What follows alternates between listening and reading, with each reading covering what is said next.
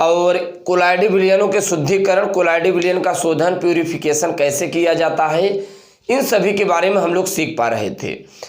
अब हम लोग जानेंगे टिंडल प्रभाव और ब्राउनी गत के बारे में, जो कि कोलाइडी विलयन का एक इफेक्ट, ये भी एक अभिन्न अंग माना जाता है। कोलाइडी विलयन में किस प्रकार की घटनाएं घटती हैं, जो कि हम लोग बहुत अच्छे तरीके से अध्ययन कर पाते हैं टिंडल प्रभाव और ब्राउनी गत के द्वारा। टिंडल प्रभाव है क्या? टिंडल प्रभाव एक कोलाइडी विलयन में आप कह सकते हैं जो प्रकाशी गुण होते हैं उसी को हम लोग कहते हैं टिंडल प्रभाव। चूंकि इसे टिंडल नामक वैज्ञानिक ने खोजा था, इसलिए इसका नाम पड़ा टिंडल प्रभाव। आकाश का नीला रंग दिखाई देना एक टिंडल प्रभाव की घटना है। समुद्र का नीला दिखाई देना टिंडल प्रभाव की घटना है। प्रोजेक्टर की सहायता से जब फिल्म या पर्दे पर प्रकाश की किरणों को डाला जाता है तो प्रकाश की किरणों के मध्य, आप कह सकते हैं प्रोजेक्टर और फिल्म के मध्य एक किरण पुंज बन जाता है जो चमकता हुआ दिखाई देता है, जिसमें जो धूल धुआं कण गमन करते रहते हैं वो चमकते हुए दिखाई देते हैं। इन्हें हम लोग टिंडल प्रभाव कहते हैं। धूमकेतु का दिखाई देना, तारों का चमकना, अंधेरे में प्रकाश का चमकना, ये सब टिंडल प्रभाव के उदाहरण मिलते हैं। अभी आप सोच रहे होंगे ये कैसे, तो बात करें टिंडल प्रभाव की। छोटे छोटे कोलाइड के कण, वायु में धूल का गमन करना किस प्रकार का उदाहरण होता है? द्रव का, गैस का,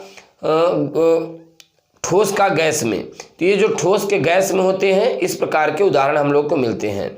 ठोस का जो गैस में कोलाइडी विलयन होते हैं, वहाँ अगर प्रकाश उपस्थित होगा तो प्रकाश के किरणों, जो प्रकाश के कण होंगे, वो जो छोटे छोटे धूल धुआं के कण होंगे वो प्रकाश किरणों के द्वारा परावर्तित होंगे, जिसके कारण प्रकाश चमकता हुआ दिखाई प्रतीत होता है। क्या आकाश नीला है? नहीं, आकाश नीला नहीं होता। ये प्रकाश की किरणों के प्रकीर्णन के द्वारा ऐसा प्रतीत होता है। राइट, चलिए हम लोग जानते हैं टिंडल प्रभाव के बारे में। इसे सर्वप्रथम टिंडल नामक वैज्ञानिक ने देखा था।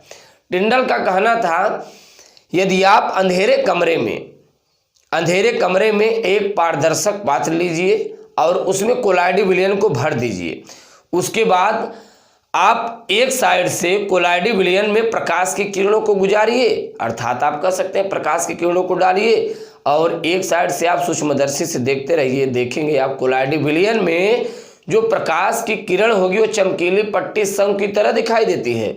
इसी को कहा जाता है टिंडल शंकु।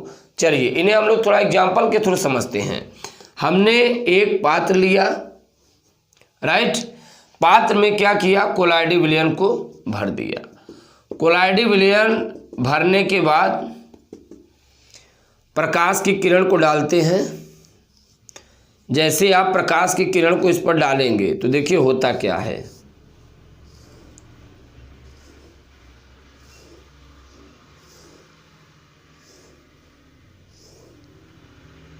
ये बात समझ में आ? जैसे आप प्रकाश की किरण को डालेंगे तो ये कुछ इस प्रकार से प्रतीत होने लगता है।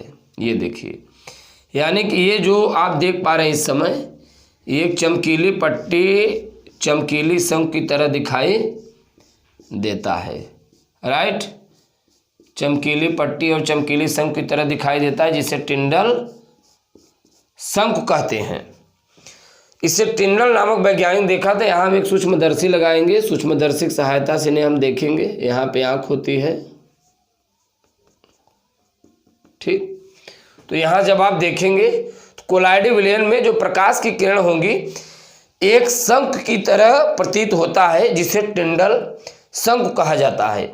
अब ये जो घटना होती है कैसे घटती है, कैसे होती है, जरा इसके बारे में हम लोग समझ लेते हैं। यहाँ पे आप देख पा रहे हैं कोलाइड के छोटे छोटे क्या है, कण हैं। ये जो कोलाइड के छोटे छोटे कण होते हैं ये प्रकाश के किरणों का प्रकीर्णन कर देते हैं, परावर्तित कर देते हैं, जिससे यहाँ पर एक शंकु दिखाई देने लगता है। आप कह सकते हैं कोलाइडी विलयन में एक शंकु बन जाता है। इसी को हम लोग कहते हैं टिंडल शंकु। एक बार पुनः इनके डिफिनेशन के बारे में जरा समझते हैं।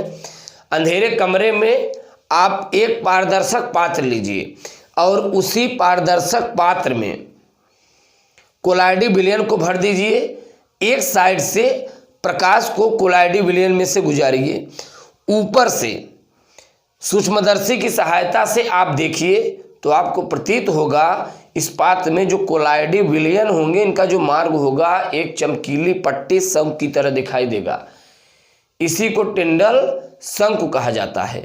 राइट, तो इस प्रकार से हम लोग सीख पाए टिंडल प्रभाव, टिंडल शंकु के बारे में। और फटाफट से आप इसका स्क्रीनशॉट ले लीजिए।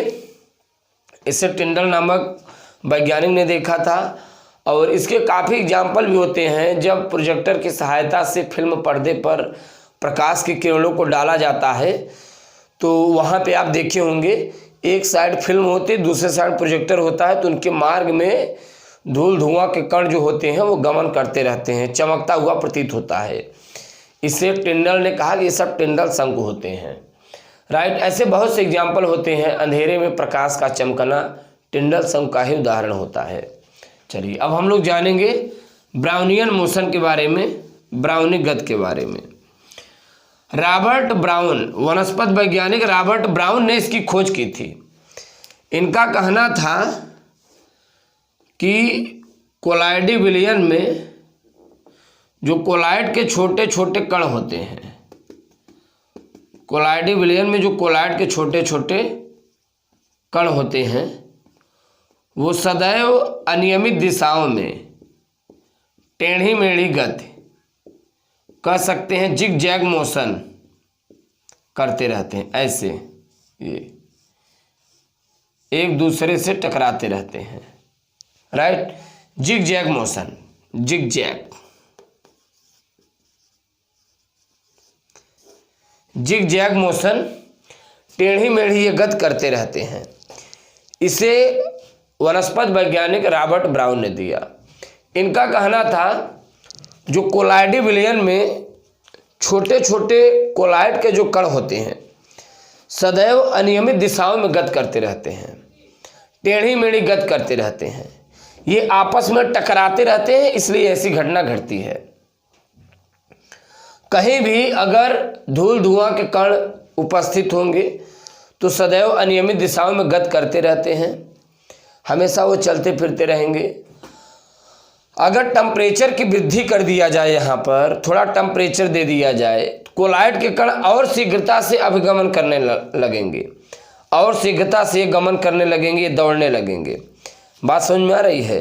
तो ये कहना था वनस्पति वैज्ञानिक रॉबर्ट ब्राउन का। इनका कहना था कि कोलाइडी विलयन में जो छोटे छोटे कोलाइड के कण होते हैं सदैव अनियमित दिशाओं में गति करते रहते हैं, टेढ़ी मेढ़ी दिशाओं में गति करते रहते हैं। राइट, और अब हम लोग अगले वीडियो लेक्चर मुलाकात करते हैं। यदि आप हमारे चैनल पर नए हैं तो चैनल को फटाफट से कीजिएगा subscribe. Thanks for watching, thanks lot, धन्यवाद।